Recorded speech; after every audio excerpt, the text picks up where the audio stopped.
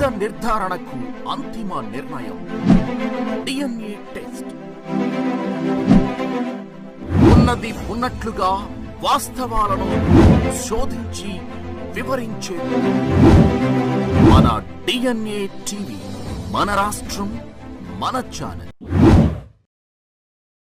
Janasena party సమాజ శ్రేయస్సు కోసం ప్రజల ముందుకు వచ్చిన పార్టీ అని, తాను తమ పార్టీ కాపుకులంకే పరిమితం కాదన్నారు జనసేన అధినేత పవన్ కళ్యాణ్. మంగళగిరిలో జరిగిన జనసేన ఉద్యమి ఆత్మీయ సమావేశ కార్యక్రమంలో పలు ఆసక్తికర అంశాలను తెర మీదకు తీసుకువచ్చారు. తనని కాపుకులానికే పరిమితం చేస్తూ పవన్ కళ్యాణ్ ఏం చేశాడని ప్రశ్నిస్తున్నాడని, తాను కాపులకు మాత్రమే ఏం చెయ్యనని, సమాజంలో ఉన్న అన్ని అట్టడుగు వర్గాలకు న్యాయం చేయాలనే పార్టీ పెట్టానన్నారు.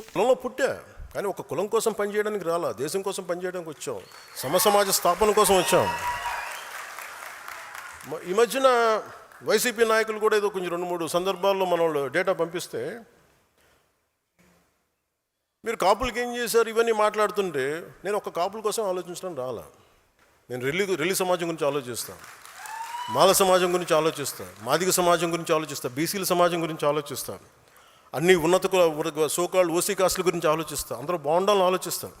నేను దయచేసి ఒక కులానికి పరిమితం చేయాలనుకున్న, ఒక ప్రాంతానికి పరిమితం చేసి దాన్ని మీరు ఎదురుదాడి చేయండి. మనం అందరి కోసం పనిచేస్తాం. వంగవీటి రంగ మరణం గురించి ఇప్పుడు అందరూ మాట్లాడుతున్నారని, బతుకున్నప్పుడు ప్రాణహాని ఉందని బహిరంగంగా చెప్పినప్పుడు కులం ఎక్కడికి పోయింది అని, కుల నాయకులు ఎందుకు ఆయన ప్రాణానికి భరోసాగా నిలబడలేదని ప్రశ్నించారు. అడుగుతున్న ఒకటే, మాట్లాడితే మీరు వంగవీటి రంగ గారి పేరు పట్టుకొస్తారా? మీరంతా ఆయన చనిపోతా నాకు ఇబ్బంది ఉంది, నా ప్రాణహాని ఉంది అంటే, ఆ రోజు మీరు ఎందుకు తపన పడలా? మీరు ఎవరు చిన్న వయసులో కాదు కదా, మీరు టీన్స్లో లేరు కదా. ఇప్పుడు మీ అందరికీ 60-65 ఏళ్ళు ఉన్నాయి కదా మీ అందరికీ. అంటే ఆ రోజుల్లో మీకు కనీసం ఒక 35 ఏళ్ళు, కనీసం మీకు 25 దాటిని అందరికీ. ఆయన ఇబ్బంది పడుతున్నప్పుడు, నాకు ప్రాణహాని ఉందనుకున్నప్పుడు, ఈరోజు ఆయన కోసం గొంతు చించుకుంటున్న మనుషులందరూ ఏమైపోయారు? ఆ రోజున ఆయన చుట్టూ ఒక దడిగట్లాగిపోయారా, ఒక పద్మవ్యూహంలా ఉండలేకపోయారా? అప్పుడు వదిలేశారు అందరూ. అంటే చనిపోయిన తర్వాత ఏమో ఇప్పుడు కూర్చొని కథలు చెప్తారు. మీరు మనిషిని బతికినప్పుడు రక్షించుకోలేంది, చనిపోయిన తర్వాత మీరు ఎన్ని కథలు చెప్తే ఎవరు నమ్ముతాడా మిమ్మల్ని? 2019లో తాను 2 చోట్ల పోటీ చేసినప్పుడు కులం ఎందుకు తనకు సపోర్ట్ గా నిలబడలేదు, అందుకే పోటీ చేసిన 2 చోట్ల ఓడిపోయానని ఆవేదన వ్యక్తం చేశారు. బీసీ, ఎస్సీ, ఎస్టీ విద్యార్థుల పేరిట సపరేట్ గా ప్రభుత్వ హాస్టల్స్ పెట్టడం విద్యార్థుల మధ్య విభేదాలు సృష్టిస్తున్నాయని, బాగా చదువుకున్న విద్యార్థులకు ప్రతిభ ఆధారంగా ఉద్యోగాలు ఇవ్వాలి కానీ కులాల వైషమ్యం ఎందుకని ప్రశ్నించారు. మొత్తానికి తాను కాపు కులానికి మాత్రమే ప్రతినిధిని కాదని, అన్ని వర్గాల ప్రతినిధిని అని పవన్ కళ్యాణ్ జనసేన ఉద్యమి ఆత్మీయ సమావేశ వేదికగా పేర్కొన్నారు. నిజంగా నేను ఒక కులం కోసం నేను 2 చోట్లకి ఓడిపోకూడదు కదా లెక్క ప్రకారం. భీమవరంలో ఓడిపోకూడదు, గాజువాకలో ఓడిపోకూడదు, కులం అంతా వేస్తే అలా ఈరు. That's a point I want to make.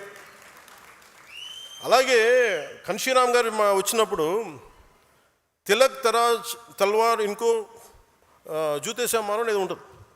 అంటే బ్రాహ్మణుల్ని, వ్యాపారవేత్తల్ని, వైశ్యుల్ని, క్షత్రియుల్ని దాడి వాళ్ళని కొట్టాలండి, చెప్తూ కొట్టండి. కానీ అది కొంతకాలం పనిచేసింది, అప్పుడున్న పరిస్థితులకు దీనికి పనిచేసింది. కానీ ఇంకొక టర్మ్కి వచ్చేటప్పటికి అది సర్వజన సమాజం, బహుజన సమాజం. ఇంత చేసిన మాయావతి గారు కూడా తిరిగి బ్రాహ్మిన్ కమ్యూనిటీ సపోర్ట్ తీసుకుని ఆవిడ గెలిచారు, ముఖ్యమంత్రి అయ్యారు. అంటే దీన్ని బట్టి మనకి ఏం అర్థం అవుతుందంటే, సమాజాన్ని కులాల వారీగా విడదీసి ముందుకు తీసుకెళ్ళడం సాధ్యం కాదు. కులాల్ని కలుపుకుంటూ పరస్పర గౌరవాన్ని పెంచుకుంటూ ముందుకు వెళ్తేనే సమాజం అభివృద్ధి చెందుతుంది. అదే జనసేన విధానం, అదే నేను చూపించాను మీకు నిలబడి. అదేవిధంగా సనాతన ధర్మాన్ని ఎవరు నశింప చేయలేరని పవన్ కళ్యాణ్ అన్నారు.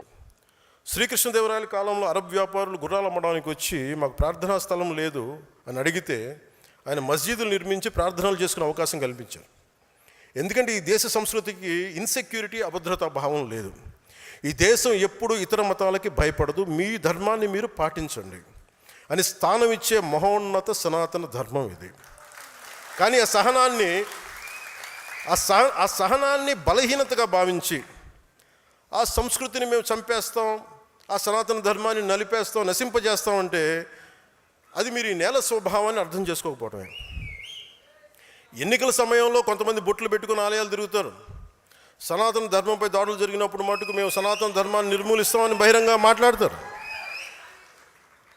ఎవరైనా అంటే మీరు ఎన్నికల సమయంలో అసలు ఒక్కరు మాట్లాడరు, అప్పుడు మాట్లాడరు సనాతన ధర్మం గురించి, ఎందుకంటే ఓట్లు పోతాయి. అయిపోగానే మొత్తం పదవుల్లోకి వెళ్ళిపోయి అసెంబ్లీలోకి వెళ్ళగానే ఇప్పుడు మాట్లాడతారు మళ్ళీ. లేదు, సనాతన ధర్మం అనేది వేల ఏళ్ల నాగరికత. అది హిందూ సనాతన ధర్మ is a self correcting mechanism.